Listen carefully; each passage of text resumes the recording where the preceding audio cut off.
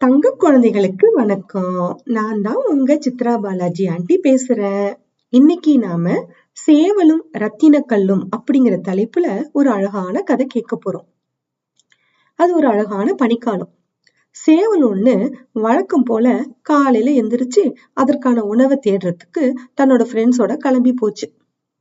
அப்ப அந்த சேவல் தொலைவுல ரொம்ப எட்டி ஒரு குப்பை கிடங்க பாத்துச்சு. சரி, அந்த குப்பை கிடங்குல ஏதாவது நமக்கு உணவு கிடைக்குமா அப்படிங்கிற எண்ணத்தோட அந்த குப்பைய கிளற ஆரம்பிச்சுது.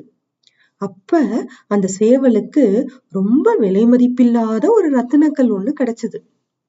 அந்த கல்லை என்ன பண்றதுன்னு தெரியாம அந்த சேவல் அந்த கல்லை திருப்பி திருப்பி திருப்பி திருப்பி பார்த்துச்சு.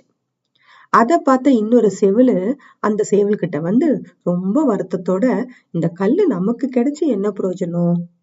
ஒரு ரத்தின வியாபாரியோட கையில இது கிடைச்சிருந்தா அவருக்கு இதனுடைய மதிப்பு தெரியும். நமக்கோ இந்த கல்லை விட இன்னும் கொஞ்சம் அதிகமா கொஞ்சோண்டு தானியம் கிடைச்சிருந்தா அதுதான் நமக்கு விலை மதிப்பில்லாத பொருளா இருந்திருக்கும். ஏன்னா நம்ம தானியத்தை சாப்பிட முடியும். ஆனா ரத்தின கல்லை வச்சு நம்ம ஒண்ணுமே பண்ண முடியாது. அதனால இந்த கல்லு நமக்கு உதவாது. பேசாம அதை தூக்கி போடு அப்படின்னு சொன்னுச்சு. இந்த கதையோடைய நீதி என்ன? நமக்கு ஒரு பொருள் எது பயனுள்ளதா இருக்குதோ அந்த பொருள் தான் நமக்கு சிறந்த பொருள்.